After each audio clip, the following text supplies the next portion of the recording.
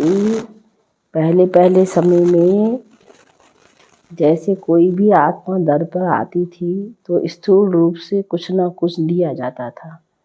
कहते हैं कि दर पर आए वाला को खाली हाथ नहीं भेजा जाता है, तो कुछ न कुछ दिया जाता है।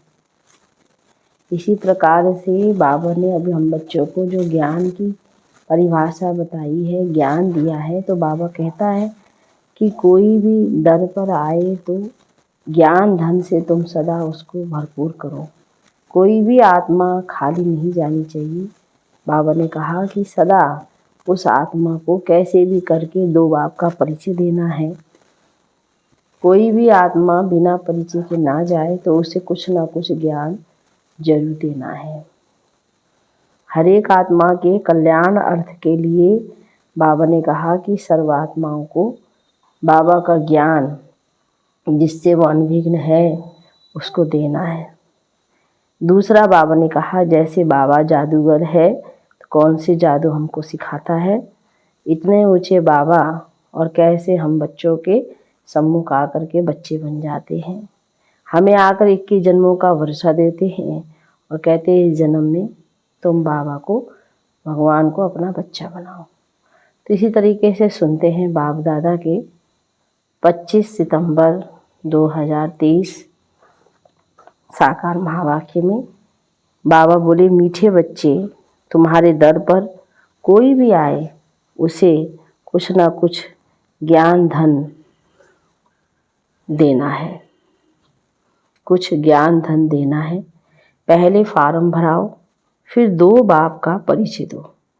प्रश्न में जादूगर बाप की जादूगरी कौन सी है? उत्तर में जादूगर बाप की जादूगरी देखो, इतना ऊंचा बाप कहते हैं मैं तुम्हारी सेवा में आया हूँ, मैं तुम्हारा बच्चा भी बन जाता हूँ।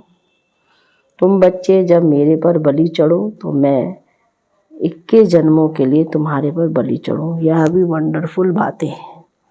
बाप कितने प्यार से तुम्हें पढ़ाई पढ़ाते हैं, तुम्हारी सब मनोकामनाएं पूरी करते हैं, तुमसे कोई भी फीस आदि नहीं लेते हैं।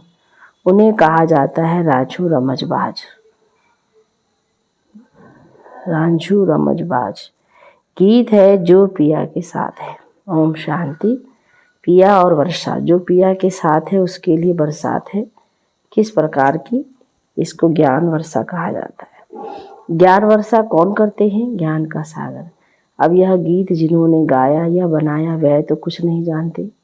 तुम हो लक्की ज्ञान सितारे, तुम ज्ञान सागर के बच्चे बने हो, इसलिए तुमको ज्ञान सितारे कहा जाता है।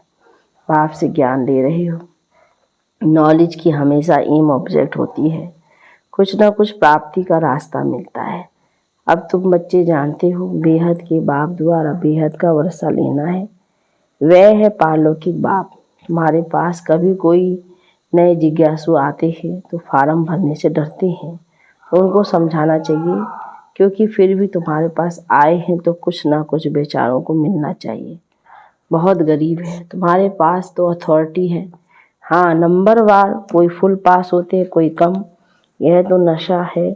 हमारे पास ज्ञान रत्न ढेर है। ज्ञान सागर कोई महल में तो नहीं रहते हैं।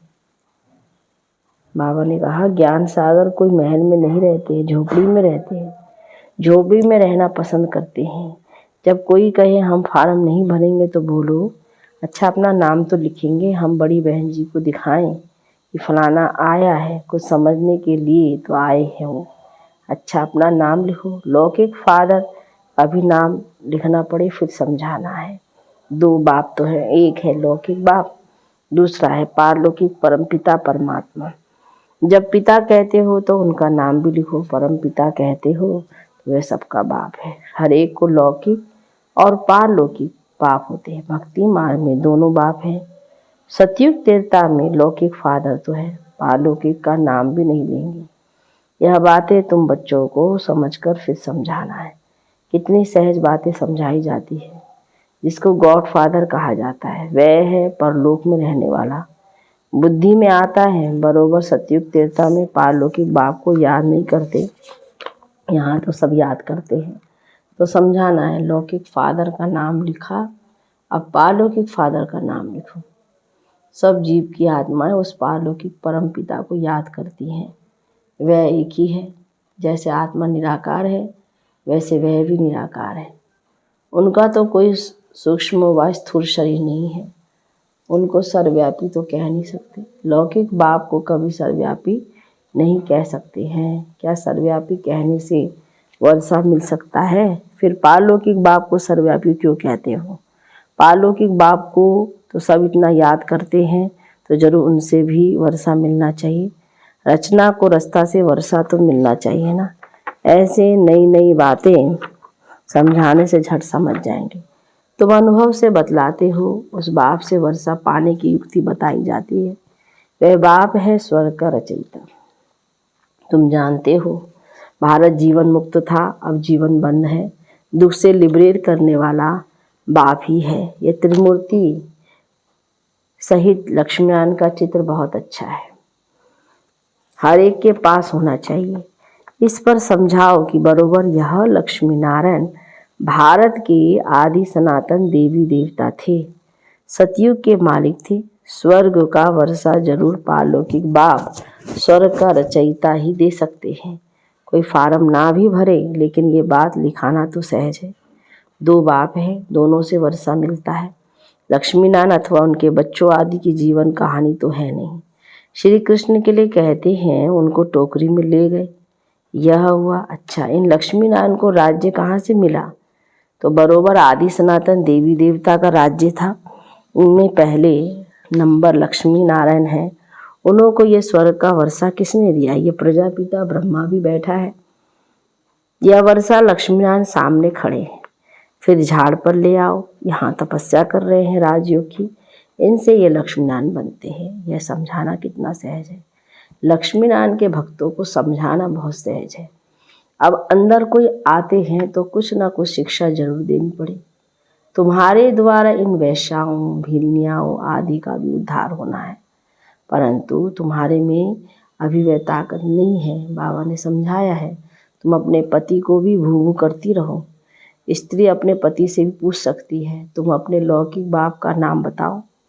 अच्छा, पारलौकिक बाप का नाम बताओ, जिसको तुम घड़ी घड़ी जन्म बाय जन्म याद करते हो।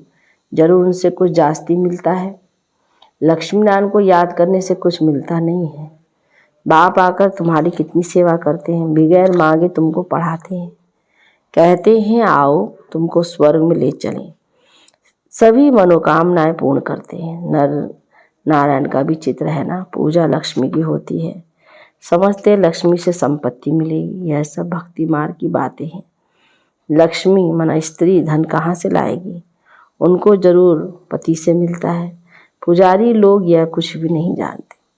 तुम बच्चों को समझाना पड़े। तुम भी अभी समझते हो, आगे हम क्या करते थे कुछ भी नहीं समझते थे, अब अच्छी रीति जान गए हैं। श्री लक्ष्मी श्री कृष्ण जन्माष्टमी होती है तो सवेरे में उनको दूध पिलाते हैं, झूला झुलाते हैं, और रात को फिर पूरी तस्मई मना खीर आदि खिलाते हैं। क्या इतने में इतना बड़ा हो गया जो पूरी तस्मई खाने लायक हो गया? यह भी समझने की बातें है ना। तुम जानते हो ये राधे कृष्ण ही फिर लक्ष्मी नारायण बनते हैं। श्री शिव बाबा इन्हों को यह पद दिलाते हैं। शिव बाबा को कभी पूरी तस्मई आदि नहीं खिलाते, उन पर सिर्फ दूध चढ़ाते हैं। अब शिव बाबा तो है निराकार, जिसका कोई नाम रूप नहीं। उन पर दूध आदि चढ़ाने का मतलब क्या है? उनको कुछ खिलाते नहीं है, निराकार है ना। श्री कृष्ण को रोटी आदि खिलाने के लिए मुख है। शिव पर कुछ नहीं चढ़ाते हैं, शंकर पर चढ़ाते, शिव पर नहीं। शंकर का तो फिर भी आकार रूप है ना, दोनों एक तो हो नहीं सकते। अब बाबा कितनी नॉलेज देते हैं, कितनी गुप्त बातें हैं। तुम गोपिकाएं शिव बाबा की हो, गोपियाँ शिव को फिर बालक भी कहते हैं। यह भी शिव बाबा पूछते हैं, तुमने शिव को बालक क्यों बनाया है? वर्षा बालक को दिया जाता है। पहले जब तुम बलि चढ़ो तब ही शिव बाबा बलि चढ़े। यह भी है, बाप बच्चों पर बलि चढ़ते हैं, परंतु कहते पहले तुमको बलि चढ़ना है तब मैं चढ़ूं। बलि चढ़ना अर्थात उनको अपना बच्चा बनाना, उनकी पालना करना। कितनी वंडरफुल बातें हैं। माताएं हैं ना, पुरुष भी शिव बालक को अपना वारिस बनाते हैं।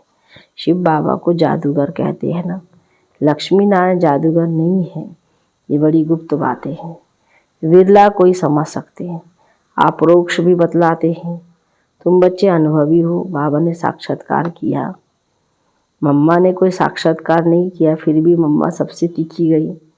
सबको तो साक्षात्कार नहीं होगा, ऐसे तो बहुतों को साक्षात्कार हुए, आज है नहीं। साक्षात्कार से कोई कनेक्शन नहीं है, ये तो है धारण करने और कराने की मीठी बातें। जादूगर राजू रमजबाज तो है ना।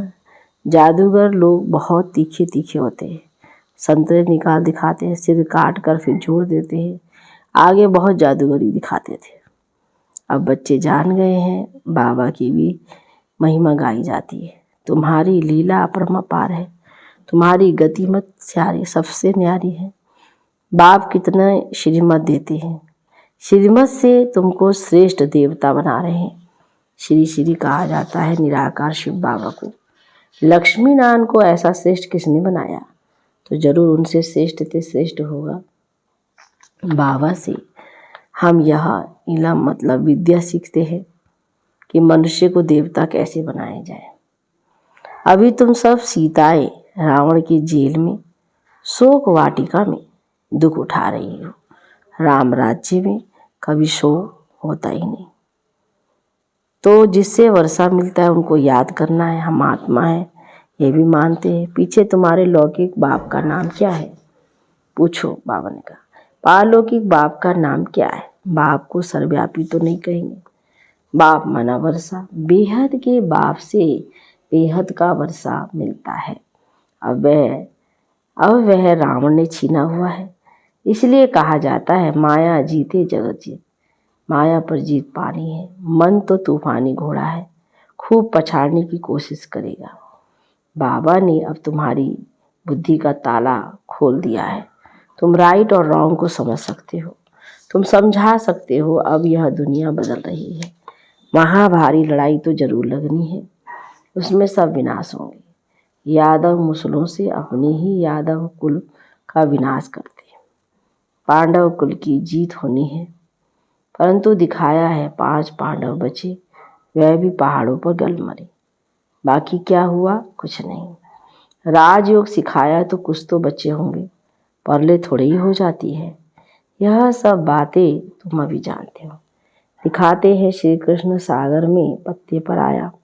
श्री कृष्ण तो गर्भ महल में आते हैं, गर्भ जेल में दुख होता है, सागर तो गर्भ महल है, बड़े आराम से बैठा रहता है। जन्म जन्मांतर से यह गीता का ज्ञान भागवत आदि सुनते आए, भक्ति मार्ग के धक्के खाते आए। अभी बाप तुमको 1 सेकंड में स्वर्ग का मालिक बनाते हैं। इसको भाभी कहते हैं, परंतु भाभी किसकी, भाभी ड्रामा की कहेंगे ना, बना बनाया ड्रामा है ना। मनुष्य तो सिर्फ भाभी कहते रहते हैं, समझते कुछ भी नहीं। तो जब कोई आए पहले पहले यह बताओ कि 2 बाप है, पारलौकिक बाप स्वर्ग का रचयिता है, उसने तो स्वर्ग का वर्षा दिया था। आज से 5000 वर्ष पहले स्वर्ग था, अभी तो फिर नरक है, तुम वर्षा ले सकते हो। हम भी बेहद के बाप से वर्षा ले रहे हैं। ये भारत भगवान की जन्मभूमि है, जैसे इब्राहिम बुद्ध आदि की अपनी जन्मभूमि है। तुम बच्चे जानते हो, बाप आए हुए हैं, वर्षा दे रहे हैं। तुम बच्चों को रहमदिल बनना है। कोई को भी यह समझाना तो बहुत सहज है। पारलौकिक बाप की पहचान देनी है। पारलौकिक फादर एक ही बार आते हैं, उनकी याद से हम स्वर्ग का वर्षा ले रहे हैं। बहुत सहज है। ऐसी ऐसी बातें अच्छी रीति धारण करो और समझाओ, दान करो। पारलौकिक बाप स्वर्ग की राजाई देते हैं, लक्ष्मी नारायण की दी है ना। इस सूर्यवंशी लक्ष्मी नारायण का बाप कौन है, हम आपको बताते हैं। स्वर्ग की स्थापना धारण करो और समझाओ, दान करो। पारलौकिक बाप स्वर्ग की राजाई देते हैं, लक्ष्मी नारायण को दी है ना। इस सूर्यवंशी लक्ष्मी नारायण का बाप कौन है, हम आपको बताते हैं। स्वर्ग की स्थापना करने वाला फादर अब उन्हों को स्वर्ग की राजाई दे रहे हैं, बाकी आशीर्वाद क्या करेंगे। अच्छा, मीठे मीठे सीखी लदे लक्की ज्ञान सितारों प्रति, मात पिता बाप दादा का नंबरवार पुरुषार्थ अनुसार याद प्यार और गुड मॉर्निंग। रूहानी बाप की रूहानी बच्चों को नमस्ते, रूहानी बच्चों की रूहानी बाप दादा को गुड मॉर्निंग, नमस्ते बाबा नमस्ते।